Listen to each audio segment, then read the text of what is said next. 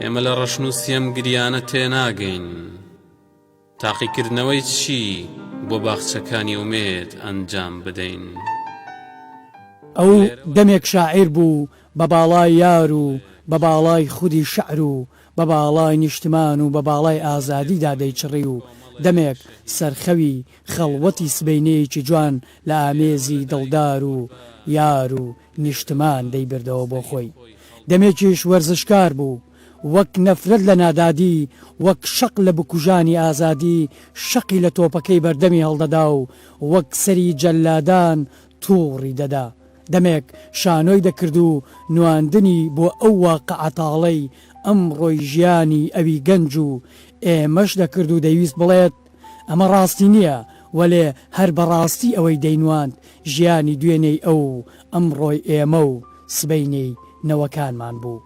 ئەو دەمانێک ڕۆژنامەنووس بوو، هەواڵە گەرمەکانی تەقینەوە و مردن و تاسەباری کەرکووک دەیچرپان بە گوێی دۆست و نەیاردا و دەمێکیش بە راپۆرتێک لە هەمبەر پۆخڵەواتەکانی ئەوانێکی پۆخەڵ عەرشی لەرزۆکی دەهێنانە لەرزان. سۆران شانۆکار و شاعیر و ڕۆژنامەنووس و پەیامنێرێکی بەسەلیقە و قەڵەمەڵگرێکی سەنگین و بوێر و چالاک بوو. بووە ڕەمزی دوای شەهیدکردنی، بەهۆی بوێری و زیندوێتی قەڵەمەکەیەوە نازناوی شەهیدی قەڵەمی پێبەخشرا.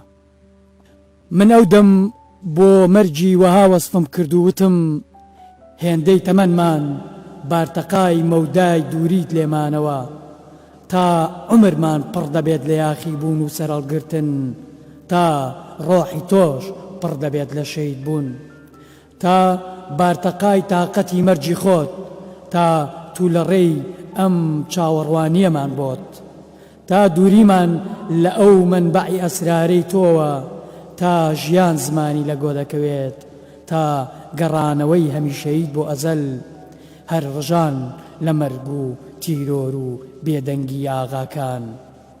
بیرتە هەموو جارێک دەدوت هاوڕێکم بەس ئەم جارەیان جگەرەکەت دامە گیرسێنە، دەدوت لێم گەڕێ لە جێی ئەم جگەرە نەفرەتیە من کوانووی دڵی خۆم بۆ عیشکی مەرگدا گیرساندووە. هاوڕێم منیش چەندەم پێدەوت بەسە ئیدی بەم بیرەتەوە هێندە بۆ سەفەر مەچۆ، وەلێ بیرمە تۆ هەر دەدوت من دەچم، بەڵام چیدی تااقەتم لەم جەنگەڵستانە نەما کە من دەچم بەسە ئیدی تۆش بەو جگەرە نەفرەتیەتەوە بۆ سەقەر مەچۆ. سۆران محەممەد عەزیز مەحێدین ناسراو بە سۆرانی مامەحەمە لە ساڵی 1986 لە گەڕەکی شۆرجەی شاری کەرکووک لەدایک بووە. لە ساڵی 2003 دەستی بەکاری ڕۆژنامەگەری کردووە و ئەندامی دەستەی نووسەرانی گۆڤاری لڤین و لێپرسراوی نووسینگەی کەرکووکی ڕۆژنامەی کوردستان راپۆرت بوو. ماوەی چەند ساڵێک لەو گۆڤار و ڕۆژنامەیەدا کاری کردووە و بەردەوام راپۆرت و بەدواداچوونەکانی بڵاو کردوتەوە. سۆران بنەماڵەکەی خەڵکی گوندی مۆردانەی ناوچەی جەباری سەر بە قادرکەرەمە. خێزانەکەی لە ساڵی 1984 بەهۆی ڕاوەدوونانیان لەلایەن ڕژەمی بەعسەوە لە گوندی مۆردانەوە ڕۆیان کردوتە شاری کەرکووک. سۆران دەڵێت ئێمە دوو بنەبووین، ماڵێکمان لە شار بووە و ماڵێکیشمان لە گوندی مۆردانە. من لە ماڵێکی تەنگەبەر و ڕووخا و بێتامی گەڕەکێک بە ناوی لەتیف ئاوا لە گەڕەکی شۆرجەی شاری کەرکووک لەدایک بووم. خانۆکەمان زۆر کۆن و بچووک داهاتە پێش چاو. بەهۆی بچووکی ئەو شوێنە و بەرزی دیوارەکانیەوە هەمیشە لەو ماڵەدا هەستم بە تارمایی یەک دەکرد. سۆران لە کۆڕەوە گەورەکەی ساڵی 1992دا خێزانەکەیان ئاوارەی شاری سلێمانی دەبێت لەگەڵ چەندین خێزانی تری کەرکووکی لە نێو سەربازگەی حامیە نیشتەجێ دەبن. سۆران لە سلێمانی دەچێتە بەر خوێندن و قۆناغی سەرەتایی لە خوێندنگەی حەمدی تێکەڵ تەواو دەکات و لە قۆناغی ناوەندیش لە هەرسێ خوێندنگەی وەتەن و شۆڕش و بەکرێجۆی کوڕان خوێندوێتی. دوای ڕوخانی دەسەڵاتی بەعەز بە خێزانەوە دەگەڕێنەوە شاری کەرکووک و لە ناوەندی سەرکارێز درێژە بە خوێندن دەدات. هەر لە شاری کەرکووک دەچێتە پەیمانگای هونەرە جوانەکان بەشی بیستن و بینین تا ئەو ساتەی شەهید بوو خوێندکاری پەیمانگەکە بوو. شەی سۆران هاوشانی خوێندن هەر لە منداڵیەوە سەرقاڵی کار و کەسابەت بووە، سەرەتا بە دەستگێڕی و دواتر لە سلێمانی و کەرکووک بۆ پەیداکردنی بژێوی ژیانی هاوکاری باوک و براکانی کردووە. ئەزمموی نووسین لای سۆرانی مام محەممەد دەگەڕێتەوە بە ساڵی 1999 بەڵام 4 ساڵ دواتر نووسینەکانی بڵاو دەکاتەوە. یەکەمین کاری لە بواری ڕۆژنامەگەریدا لە ڕۆژنامەی کوردستانی نوێ بوو لە ساڵی 2003 بە ناوی تەنیا جەباری بابەتەکانی بڵاو دەکردەوە. هەر لەو ساڵەدا باوکی کۆچی دوایی دەکات و لە گۆڕستانی شێخ سەعید لە چەمچەماڵ بە خاک دەستپێر درێت.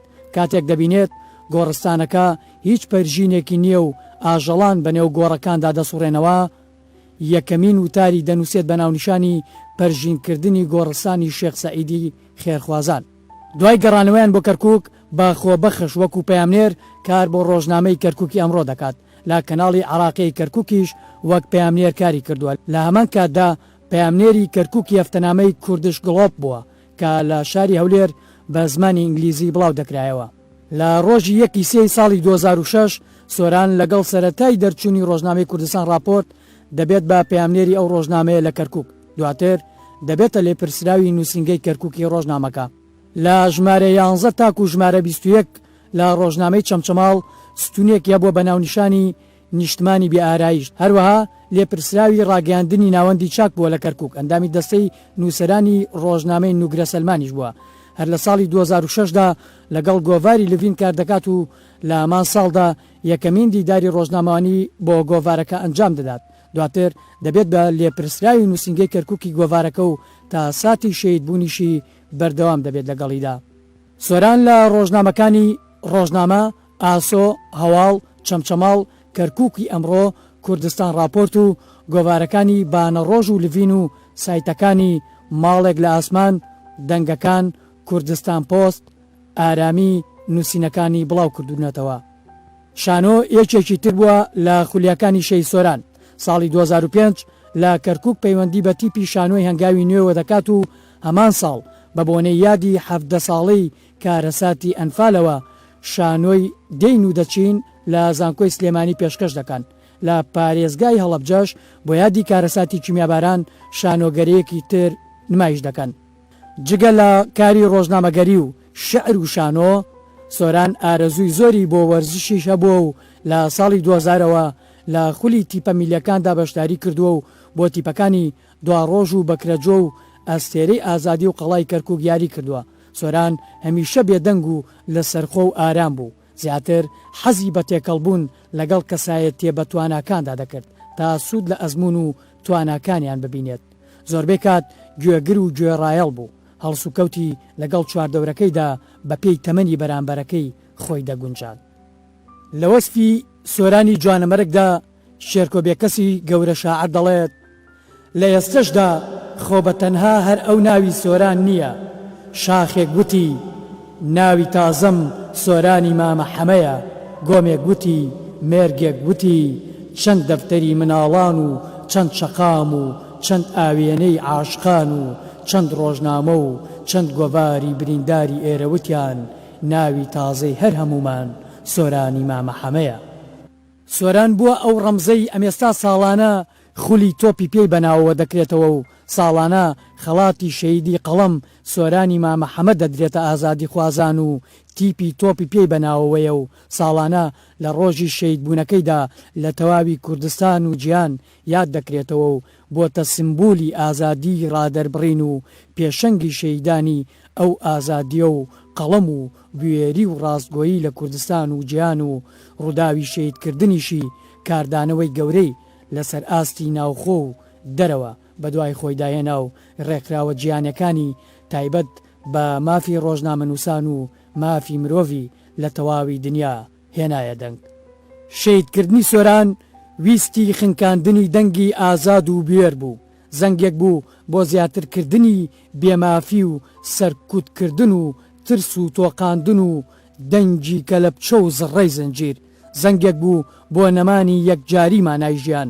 سۆران ئەو مرۆڤە دڵپڕ لە هیوایە بوو تازە دەمی بۆ ژیان ئەپشکوت، تازە وەک باڵدارێکی شەیدای فڕین خۆزگەی گەیشتن بوو بە ئاسمانێکی ساماڵ و سربەست و پڕئارامی. سەرەتای بوو بەڵام زۆری لەباردا بوو. زۆر گەورە بوو، هەر بۆیە دێوەزمەکان زارە ترەک بوون و لێی تۆقی بوون و هەترەشیان لێچوو بوو.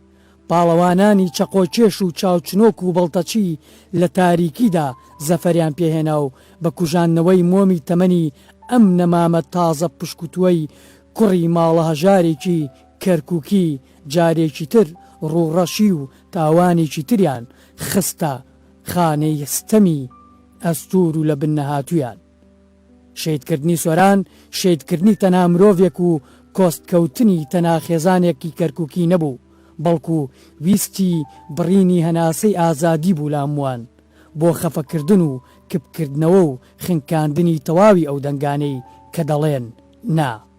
ئەو لە بری هەمووان دەیوت نان و کار و ئاو و کارەبا و ئازادیمان دەوێ، دەویست کوردستان نەبێتە دۆزەخی ڕاستەقینەی کوشتن و بڕین و ستاندنی ژنان و منداڵان، هەروەها منداڵان کاری قورسیان پێ نەکرێت بێبەش نەبن لە مافی یاری و بچووکترین کێشەکانی ژیان. لە باسی نەهامەتی خێزانەکەیاندا سۆران دەڵێت ژیانی ئێمە پێش لە دایکبوونی منیش کەشێکی نائارام و پڕ لە تراژیدیای هەبووە، بەهۆی ئەوەی خێزانەکەمان لە شۆڕشەکانی کورددا بەشدار بوون بەردەوام تووشی شەڕ و گرتن و کوشتن بوونەتەوە، چونکە هەر لە سەرەتاوە لەسەر ئەوە خێزانەکەمان ڕاهاتووە لە هەر شوێنێک بن سەربەرز بژین، منیش پەروەردەی ئەو خێزانم. لە بەرەنجامی ئەو نەهامەتیانەی پێیدا تێپەڕیوە و دۆخی خێزانەکەیان سۆران دەڵێت لە نێو کۆمەڵێکدام کە کۆمەڵێکی خەمۆکە، لە نێو بنەماڵەیەکدا دروست بووم، لە ناو ئازاردا گەورە بووم، ئەوانەی دەینووسم و ئەوانەشی دەیخوێنمەوە، دەچمە هەر شوێنێکیش هەر ئازار و خەمە.